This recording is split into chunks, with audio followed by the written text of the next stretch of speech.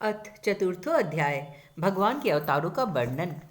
राजा निमि ने पूछा, योगीश्वरों, भगवान स्वतंत्रता से अपने भक्तों की भक्ति के वश होकर अनेकों प्रकार के अवतार ग्रहण करते हैं और अनेकों लीलाएं करते रहते हैं। आप लोग कृपा करके भगवान की उन लीलाओं का वर्णन कीजिए जो भी अब तक कर चुके हैं, कर रहे हैं या करेंगे। अब साथ में योगेश्वर दुर्मिल जी ने कहा, राजन, भगवान अनंत है, उनके गुण भी अनंत है। जो यह सोचता है कि मैं उनके गुणों को गिन लूंगा, वह मूर्ख है, बालक है। यह तो संभव है कि कोई किसी प्रकार पृथ्वी के धूलिकणों को गिन सकता है, परंतु समस्त शक्तियों के आश्रय भगवान के अनंत गुणों का कोई किसी भी प्रकार पार नहीं पा सकता। भगवान ने ही पृथ्वी, जल, अग्नि, वायु, आकाश, इन पांच भूतों को अपने आप से अपने आप में सृष्टि की है। जब वे इनके द्वारा विराट शरीर ब्रह्मांड का निर्माण करके उसमें लीला से अपने अंश अंतर्यामी रूप से प्रवेश करते हैं, भोक्ता रूप से नहीं, क्योंकि भोक्ता तो अपने पुण्यों के फल स्वरूप जीव ही होता है। तब उन आदि देव नारायण को पुरुष नाम से कहते हैं। यही उनका पहला अवतार है। उन्हीं के इस विराट ब्रह्मांड श्रेणी में तीनों लोक स्थित हैं। उन्हीं की इंद्रियों से समस्त देहधारियों की ज्ञान इंद्रियां और कर्मेंद्रियां बनी है। उनके स्वरूप से ही स्वतः सिद्ध ज्ञान का संचार होता है। उनके श्वास प्रश्वास से सब शरीरों में बल आता है तथा इंद्रियों में ओज, इंद्रियों की शक्ति और कर्म करने की शक्ति प्राप्त होती है।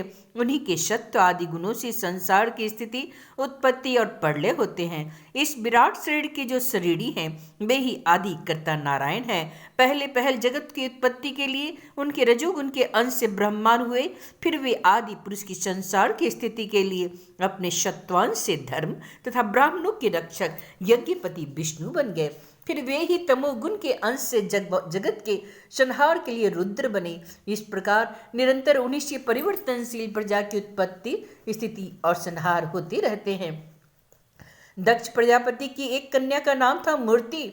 वह धर्म की पत्नी थी। उसके गर्भ से भगवान ने ऋषि श्रेष्ठ शांतात्मा नर और नारायण के रूप में अवतार किया था। उन्होंने आत्म तत्व का साक्षात्कार कराने वाले उस भगवत धाराधरण रूप कर्म का उपदेश दिया, जो वास्तव में कर्म बंधन से छुड़ाने वाला और नैष्कर्म में स्थिति को प्राप्त कराने वाला है। उन्होंने स्वयं भी वैसे ही कर्म का अनुष्ठान किया। बड़े बड़े ऋषि मुनि उनके चरण कमलों की सेवा करते रहते हैं।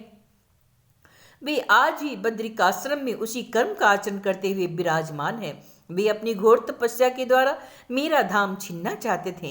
इंद्र ने ऐसी आशंका करके स्त्री, वसंत और दल बल के साथ कामदेव को उनकी तपस्या में विघ्न डालने के लिए भेजा। कामदेव को भगवान की महिमा का ज्ञान न था, इसलिए वह अप्सरागण, बसंत तथा मंद सुगंध वायु के साथ बद्रिकाश्रम में जाकर स्त्रियों की कटाक्ष बाणों से उन्हें घायल करने की चेष्टा किया।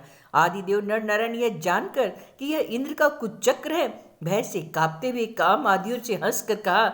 उस समय उनके मन में किसी प्रकार का अभिमान या आश्चर्य नहीं था। कामदेव, मल्ल, मारुत और देवांगनाओं, तुम लोग डरो मत, हमारा आतिथ्य स्वीकार करो और अभी यही ठहरो, हमारा आश्रय सुना मत करो। राजन, जब नर नारायण ऋषि ने उन्हें अभय दान देते हुए इस प्रकार कहा, तब कामदेव आदि के सिर लज्जा से झुक गए। उन्होंने दयालु भगवान नर नारायण से कहा, प्रभु, आपके लिए यह कोई आश्चर्य की बात नहीं, क्योंकि आप माया से परे और निर्विकार हैं। बड़े बड़े आत्माराम और धीर पुरुष निरंतर आपके चरण कमलों में प्रणाम करते रहते हैं। आपकी भक्ति के प्रभाव से देवताओं की राजधानी अमरावती का उल्लंघन करके आपके परम पद को प्राप्त करते हैं। इसलिए जब वे भजन करने लगते हैं, तब देवता लोग तरह तरह की उनकी श्रद्धा में विघ्न डालते हैं। किंतु जो लोग केवल कर्म कांड में लगे रहकर यज्ञ आदि के द्वारा देवताओं को बलि के रूप में उनका भाग देते रहते हैं, उन लोगों के मार्ग में वे किसी प्रकार का विघ्न नहीं डालते। परंतु प्रभु, आपके भक्त जन उनके द्वारा उपस्थित की हुई विघ्न बाधाओं में गिरते नहीं, बल्कि आपके कर कमलों की छत्र छाया में रहते हुए वे विघ्नों के सिर पर पैर रखकर आगे बढ़ जाते हैं। आप अपने लक्ष्य से च्युत भी नहीं होते। बहुत से लोग तो ऐसे होते हैं जो भूख प्यास, सर्दी गर्मी एवं आंधी पानी के कष्टों को भी तथा रसेंद्रियों और जनेंद्रियों के बेगों को, जो अपार समुद्र के समान है, सह लेते हैं, पार कर जाते हैं, परंतु फिर भी वे उस क्रोध के वश में नहीं हो पाते।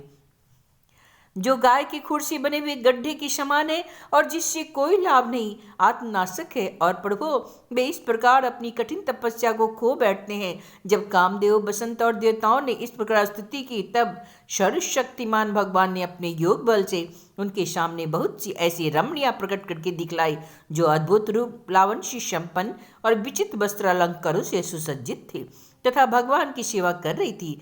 तब देवराज इंद्र के अनुचरों ने उन लक्ष्मी जी के समान रूपवती स्त्रियों को देखा। तब उनके महान सौंदर्य के सामने उनका चेहरा फीका पड़ गया। वे श्रीहीन हो गए और उनके शरीर से निकलने वाली दिव्य सुगंध से मोहित हो गए। अब उनका सिर झुक गया। देव देवेश भगवान नारायण हंसते हुए से उनसे बोले, तुम लोगों में से इनमें से किसी एक स्त्री को जो तुम्हारे अनुरूप हो ग्रहण कर लो, वह तुम्हारे स्वर्ग लोक की शोभा बढ़ाने वाली होगी। देवराज इंद्र के अनुचरों ने जो आज्ञा कहकर भगवान के आदेश को स्वीकार किया और उन्हें नमस्कार किया। फिर उन्होंने उनके द्वारा बनाई हुई स्त्रियों में से श्रेष्ठ अप्सरा उर्वशी को आगे करके वे स्वर्गलोक में गए। वहां पहुंचकर उन्होंने इंद्र को नमस्कार किया तथा बड़ी सभा में देवताओं के सामने भगवान नर नारायण के बल और प्रभाव का वर्णन किया। उसे सुनकर देवराज इंद्र अत्यंत भयभीत और चकित हो गए। भगवान विष्णु ने अपने स्वरूप में एक रस स्थित रहते हुए भी संपूर्ण जगत के कल्याण के लिए बहुत से कलावतार ग्रहण किए हैं। हे विधिराज, हंस, दत्तात्रेय, सनत, सनंदन, सनातन, सनत कुमार और हमारे पिता ऋषभ के रूप में अवतीर्ण होकर उन्होंने आत्म साक्षात्कार के साधनों का उपदेश किया है। उन्होंने ही हैगिरी अवतार लेकर मधुकैटभ नामक असुरों का संहार किया है। उन लोगों के द्वारा चुराए हुए वेदों का उद्धार किया है। प्रलय के समय मत्स्य अवतार लेकर उन्होंने भावी मनु, सत्यव्रत, पृथ्वी और औषधियों के धन्यादि की रक्षा की और बराहावतार ग्रहण करके पृथ्वी को रसातल से उद्धार करते समय हिरण्याक्ष का संहार किया। कुर्मावतार ग्रहण करके उन्हीं भगवान ने अमृत मंथन का कार्य संपन्न करने के लिए अपनी पीठ पर मंदराचल धारण किया और उन्हीं भगवान विष्णु ने अपने शरणागत एवं आर्त भक्त गजेंद्र को ग्राह से छुड़ाया था। एक बार बालखिल्य ऋषि तपस्या करते करते अत्यंत दुर्बल हो गए थे। वे जब कश्यप ऋषि के लिए समिधा ला रहे थे तो थककर गाय के खुर से बने हुए खड्डे में गिर गए, मानो समुद्र में गिर गए हो। उन्होंने जब स्तुति की तब भगवान ने अवतार लेकर उनका उद्धार किया। वृत्रासुर को मारने के कारण जब इंद्र को ब्रह्म हत्या लगी तो वे उसके भय से भागकर छिप गए। तब भगवान ने उस हत्या से इंद्र की रक्षा की और जब असुरों ने अनाथ देवांगनाओं को बंदी बना लिया तब भी भगवान ने उन्हीं असुरों के चंगुल से छुड़ाया। जब हिरण्यकशिपु के कारण प्रहलाद आदि संत पुरुषों को भय पहुंचने लगा तब उन्होंने निर्भय करने के लिए भगवान ने नृसिंह अवतार ग्रहण किया और हिरण्यकशिपु को मार डाला। उन्होंने देवताओं की रक्षा के लिए देवासुर संग्राम में दैत्यपतियों का वध किया और विभिन्न मंत्रों में अपनी शक्ति से अनेकों कलावतार धारण करके त्रिभुवन की रक्षा की। फिर वामन अवतार ग्रहण करके उन्होंने याचना के बहाने इस पृथ्वी को दैत्यराज बलि से छीन लिया और अदिति नंदन देवताओं को दे दिया। परशुराम अवतार ग्रहण करके उन्होंने ही पृथ्वी को 21 बार क्षत्रियहीन किया।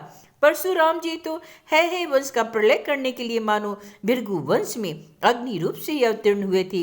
उन्हीं भगवान ने रामावतार में समुद्र पर पुल बांधा एवं रावण और उसकी राजधानी लंका को मट्यामेट कर दिया। उनकी कीर्ति समस्त लोगों के मल को नष्ट करने वाली है। सीतापति भगवान राम सदा सर्वदा सर्वत्र विजयी ही विजयी है।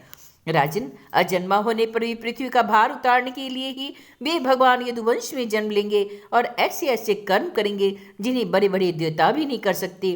फिर आगे चलकर भगवान ये बुद्ध के रूप में प्रकट होंगे और यज्ञ के अनाधिकारियों को यज्ञ करते देख करके अनेक प्रकार के तर्क वितर्कों से मोहित कर लेंगे और कलयुग के अंत में कलिक अवतार लेकर वे ही शुद्ध राजाओं का वध करेंगे।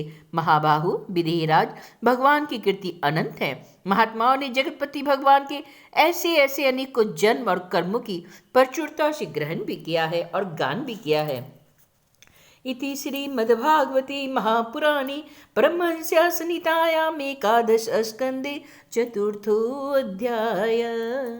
श्री कृष्ण गोविंद हरे मुरारी, हे नाथ नारायण वासुदेव।